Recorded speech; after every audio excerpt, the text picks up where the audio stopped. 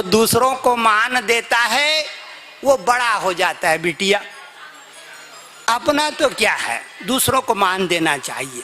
कभी भी ध्यान रखो, अपने घर परिवार में, गांव में, मोहल्ले में दूसरे को मान दो तो आपको बहुत कुछ मिलेगा। और दूसरे का निंदा करो, तिरस्कार करो तो कुछ नहीं मिलने वाला। यशोमती का जाया नंद बाबा का गोपाल। नंद बाबा कहते हैं जिस बाबा के अंदर आनंद कूट कूट करे भरा हुआ है। अरे बैठे तो आनंद, चले तो आनंद, बोले तो आनंद, देखे तो आनंद, भाले तो आनंद। नंद बाबा जब गांव में जाते थे ना, गांव में तो कोई भी मिल गया, राम राम राम राम, माता राम राम राम, सब नंद बाबा के सत्कार के लिए अपना काम धंधा छोड़ के खड़े हो जाते थे। ओ बाबा आ गया, ओ बाबा आ गया, ओ बाबा आ गया, बाबा आ गया, राम राम करो, राम राम। क्यों? बाबा का कर्जा देना है क्या? ना, बाबा है ही ऐसी चीज जहां जिस गली भी जावे, जिस गली से गुजरे फूल मुस्कराते रहे, फूल मुस्कराते रहे। जिस गली से बाबा गुजर रहे फूल खिल रहे, मनुष्य रूपी फूल खिल रहा, बाबा चल रहे हैं फूल खिल रहा है। तो ऐसा प्रेमी आदमी को कहते हैं नंद बाबा। किसको कहते हैं? प्रेमी आदमी को। वो आपके घर में भी हो सकता, आपके पड़ोस में भी हो सकता, आपके खेत खलियान के पास भी हो सकता, आपकी रिश्तेदारी में भी हो सकता है। ढूंढो, ढूंढो और उसका अभिवादन करो, इज्जत करो, न जाने क्या मिल जाए। इस मनुष्य रूपी चोले में कभी कभी भगवान की शक्ति उतरती है। इस मनुष्य रूपी चोले में कभी कभी भगवती और भगवान की शक्ति आती है। बिटिया, कुछ लेने की अकल होनी चाहिए। नंद बाबा का नाम लिया और फिर कहते हैं गोवर्धन, नंद बाबा का गोपाल। अब ध्यान से सुनो, श्याम सुंदर ने बाबा को क्या बताया? गोपाल। क्यों बताया? ध्यान से इस नाम की महिमा सुनो। नंद बाबा का गोपाल, गोपाल का मतलब जो गौओं के पीछे पीछे भागे। गोपाल का मतलब बड़े बड़े गौ चराने वाला। गोपाल का मतलब ग्वाला, ग्वाला गाय दुहने वाला। गोपाल क्या है? गाय दोहने वाला, गाय को दोहने वाला गोपाल। क्या करता है? गौ रस दूहता है। मेरी बहनों, इस संसार में भागवत में तो रस है ही, लेकिन सब श्रोताओं के अंदर, हमारी माँ बहनों के अंदर रस छिपा हुआ है। क्या है? छिपा हुआ है। क्या? रस। उस रस को उजागर करने वाला चाहिए, रस को दोहने वाला गोपाल चाहिए। उस रस को दोहने वाले गोपाल की जरूरत पड़ती है, जो हमारे अंदर की रस वृत्तियों को, रस की शक्तियों को दोहना शुरू कर दे। कौन ऐसा है जिसके अंदर आत्म रस नहीं भरा हुआ है? लेकिन दोहने वाला गोपाल चाहिए, ग्वाला चाहिए, ग्वाला चाहिए, गोपाल चाहिए।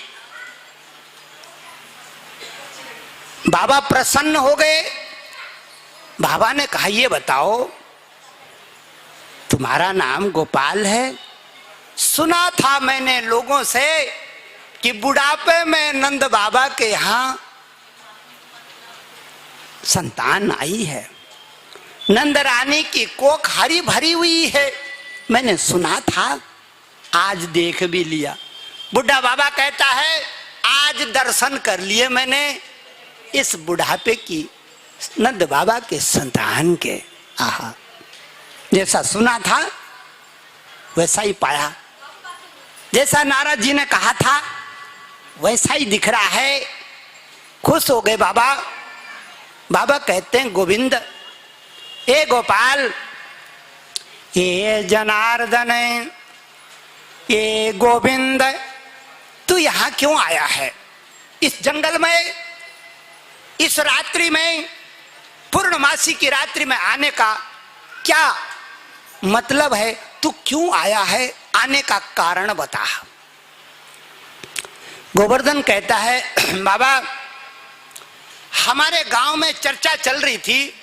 मेरे मित्रों ने कहा कि बाबा बैठा हुआ जमुना तीर पर 15 दिन से भूखा, किसी गांव वाले ने अन्नदान नहीं दिया।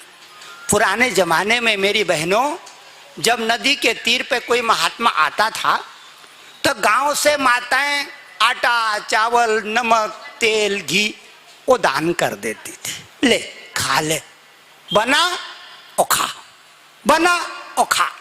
ये पुराने हम लोगों की सनातन धर्म में ऐसा ही होता हुआ आया है।